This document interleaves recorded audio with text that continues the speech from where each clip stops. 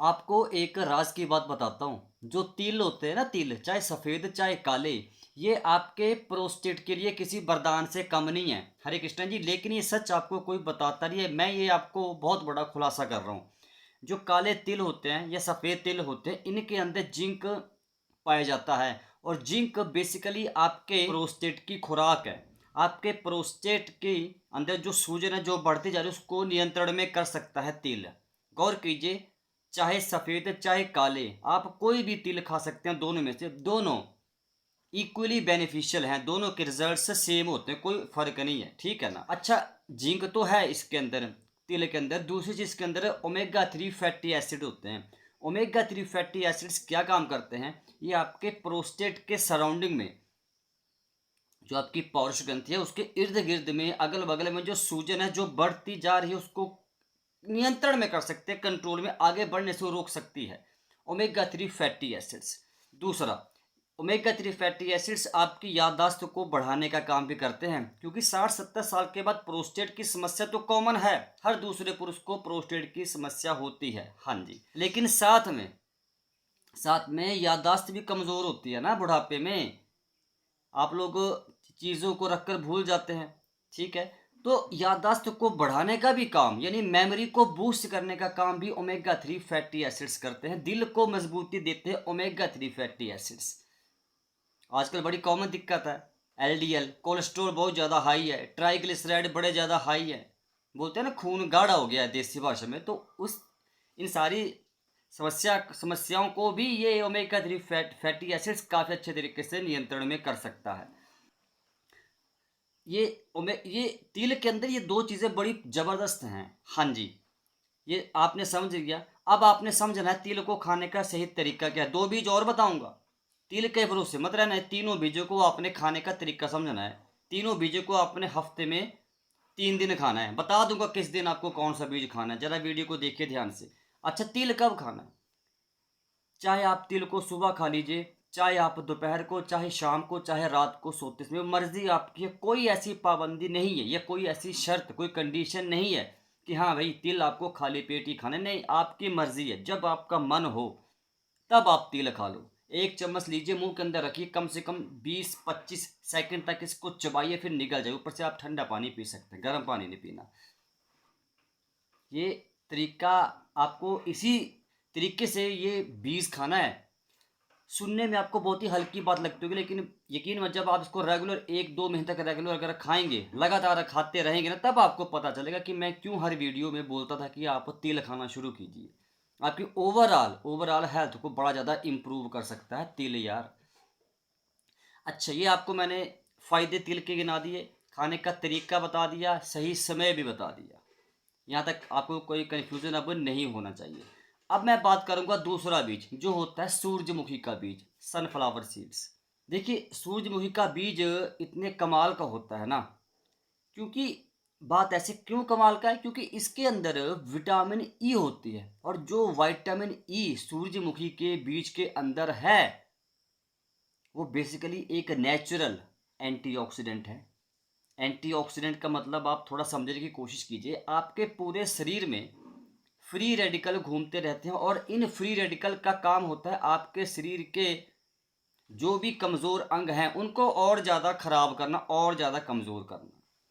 यकीन मानिए, अगर आपके प्रोस्टेट का भार बढ़ चुका है, तो प्रोस्टेट कमज़ोर हो रहा है, तो फिर ये फ्री रेडिकल प्रोस्टेट के ऊपर अटैक कर देते हैं, और ज़्यादा उसको कमज़ोर करना शुरू कर देता है। तो ये चीज़ आपने समझने की कोशिश करनी है। फ्री रेडिकल आपके शरीर के लिए बड़े ज़्यादा हार्मफुल होते हैं, बड़े खतरनाक होते हैं ये।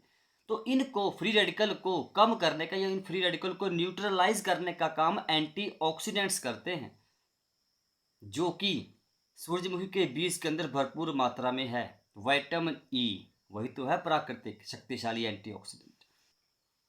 तो इसलिए आप लोगों ने सूरजमुखी का बीज खाना है। ओवरऑल ये आपके शरीर में ऑक्सीडेटिव डैमेज को कम करते हैं भैया, फ्री रेडिकल को न्यूट्रलाइज करके। ये थोड़ा मेडिकल टर्म मैंने ज़्यादा ही आपको एक्सप्लेन कर दी। आप मेरी कोई भी वीडियो उठा के देखो, कभी मैं किसी वीडियो में ज़्यादा मेडिकली एक्सप्लेनेशन देता कि हाँ, बहुत ज़्यादा मेडिकल आपको शब्द में यूज़ नहीं करता। ठीक है?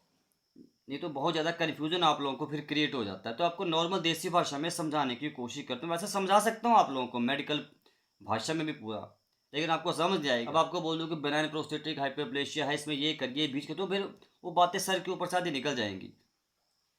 ठीक है, तो इसलिए आपको मैं जितना हो सके सिंपल भाषा में समझाने की पूरी कोशिश करता हूँ। कोई मैं ऐसी शब्दावली का प्रयोग नहीं करता जो आपको समझ ना आए। अच्छा, सूरजमुखी का बीज खाना कब है? खाना कब है? सूरजमुखी का बीज आपको दिन में 1 चम्मच खाना है, जब मर्जी। इसमें भी सेम ही कंडीशन है, आप जब मर्जी खा, जब आपका मन हो तब आप खा सकते हैं। लेकिन बस याद रखें 20 सेकंड तक कम से कम इसको चबाना है, 15-20 सेकंड तक इसको चबाना जरूर है मुंह के अंदर। हाँ जी, अगर आपके दांत नहीं है, दांतों में दर्द है, दांतों थोड़ी कोई भी दिक्कत है, चबा नहीं सकते आप, तिल को चबा नहीं सकते, सूरजमुखी के बीज को चबा नहीं सकते, तो कोई दिक्कत नहीं है, पाउडर बना लीजिए बस। क्या इशू है? अभी वीडियो के लास्ट में बताऊंगा कि आपको कौन से दिन कौन सा बीज खाना है। ये तरीका आपको समझना पड़ेगा, रोज नहीं खाने, फिर तो आप सत्यानाश कर लेंगे शरीर का। रोज ही खाना शुरू कर देंगे। ये तरीका समझ गए? ओके, यहाँ तक क्लियर हो गया? हो गया ना? अब बात आती है कि भाई जो लास्ट नंबर वाला बीज है, ये होता है कद्दू का बीज। कद्दू की सब्जी हर घर पे भारत में बनती है। भारत का कोई भी घर ऐसा नहीं जहाँ पे कद्दू की सब्जी लोग नहीं बनाते। लेकिन दुर्भाग्य है हमारे कि हम कद्दू के बीजों को फेंक देते हैं, क्योंकि हमें फायदे नहीं पता ना यार। एक बात माने पुरुष भाइयों, आपकी हर तरह की कमजोरी को दूर कर सकता है कद्दू का बीज। आपके लिए निरा खरा सोना है ये कद्दू का बीज। हाँ जी, लेकिन अगर तरीके से खाएं तो कद्दू के बीज में जिंक बहुत ज्यादा है, हद से ज्यादा जिंक पाया जाता है कद्दू के बीज में, हद से ज्यादा।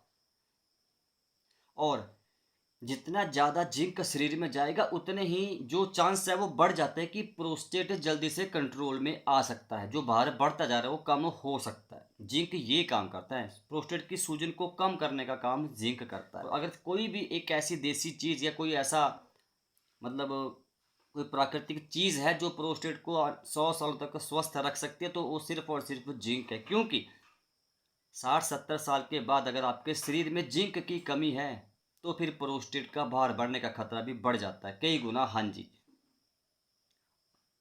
प्रोस्टेट एक ग्लैंड है, प्रोस्टेट एक ग्रंथि है जो पेशाब की थैली के नीचे लगी होती है। बीमारी को बोलते हैं बीपीएच। आम लोग यही बोलते हैं कि हमें प्रोस्टेट हो गया। प्रोस्टेट नहीं हो गया, प्रोस्टेट एक ग्रंथि है। बीमारी को बोलते हैं, अगर आपके प्रोस्टेट का भार 40 से 50 है तो इस बीमारी को बीपीएच बोलते हैं। नॉन कैंसरस वे में प्रोस्टेट की ग्रोथ होना, बीपीएच कैंसर नहीं होता है। कैंसर वो अलग ही सोच, जब पीएसए के लेवल्स बढ़ते हैं तो कैंसर हो सकता है। ठीक है, वो चीज़ें अलग हैं। पीएसए क्या है? Prostate specific antigen.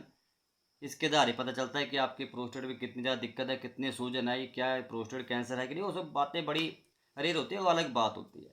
तो आपको उसके बारे में ज़्यादा सोचना नहीं है। ओके, क्लियर हो गया? अब कद्दू का बीज खाना कब है?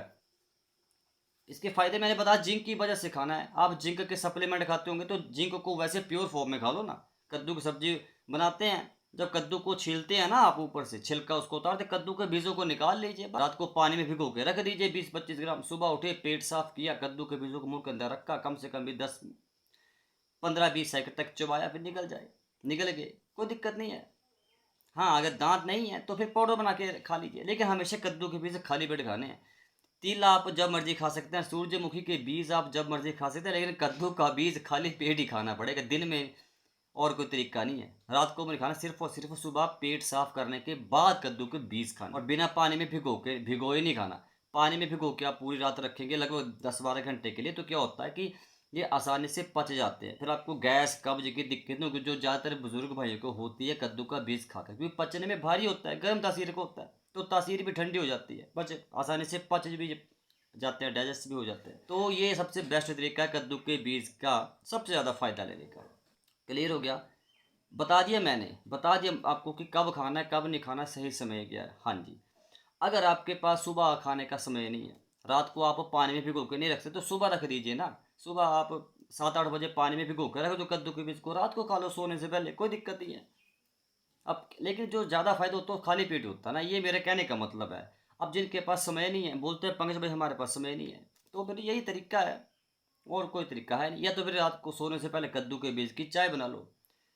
कद्दू का बीज लीजिए, उनको धूप में सुखा लीजिए, है ना, पाउडर बना लीजिए, बस रात को वही लगभग 100 ml पानी लो, उसमें 2 चम्मच कद्दू के बीज का पाउडर डाल दीजिए, उसको उबालिए, जब पानी आधा बच जाए छानिए, पी लीजिए। सिंपल है। कहने का मतलब है कि आपको कद्दू का बीज इस्तेमाल करना है। जिनको गैस है, जिनको कब्ज है, उनको पानी में भिगो के इस्तेमाल करना है। जो हेल्दी है, स्वस्थ है, कोई दिक्कत नहीं होती कद्दू का बीज खाकर। आप इसको वैसे भी खा सकते हैं रॉ फॉर्म में, बिना पानी में भिगो के, या की चाय बना कर के। अब जो मेन बात है वो आपको समझाने वाला हूँ मैं, कब खाने हैं, किस दिन खाने, किस दिन। देखिए हफ्ते के होते हैं 7 दिन ना, 7 दिन होते हैं, ओके। आपको सोमवार को, मतलब एक दिन का गैप देना है। मेरे कहने का मतलब समझिए, सोमवार को आपने तिल खा लिए, बुधवार को आपने सूरजमुखी के बीज खा लिए, शुक्रवार को आपने कद्दू के बीज खा लिए। लेकिन एक बात हाथ जोड़ के विनती करना चाहता हूँ, कद्दू के बीज अगर हो सके तो रोज़ खाइए। हाथ जोड़ के विनती है, हर दिन खाइए।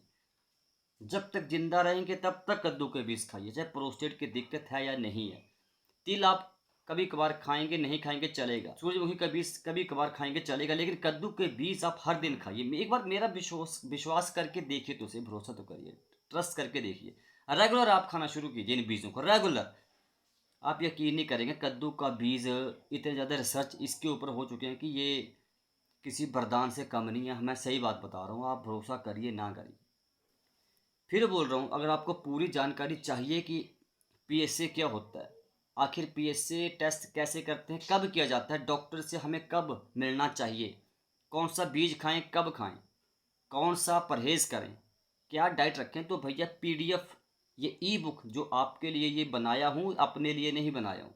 मुझे नहीं ज़रूरत है, ये आपको ज़रूरत थी, इसलिए आपकी ज़रूरतों को देख, जो आप मुझे कमेंट करते थे व्हाट्सएप पे ढेरों, कल भी मुझे 120-30 मैसेज आए हैं व्हाट्सएप के ऊपर, तो सबका रिप्लाई तो मैं नहीं कर सकता भाई, माफ़ी चाहता हूँ, नहीं कर सकता मैं ना। तो इसलिए आपसे विनती है कि आप लोग मुझे व्हाट्सएप के ऊपर मैसेज कीजिए, इस पीडीएफ को, इस ई बुक को मंगवाइए। 499 रुपये मात्र इसका मूल्य है। आप इसको मंगवाइए, इसको पढ़िए। सारी चीज़ों, जो आपके कन्फ्यूज़न आपके मन में है, वो सारे कन्फ्यूज़न आपको इसको पढ़ के दूर हो जाएंगे। पढ़िए, अपनी ज़िंदगी को आप बदल सकते हैं। आपके हाथ में फैसला है, आप क्या चाहते हैं। हरे कृष्ण जी, राम राम।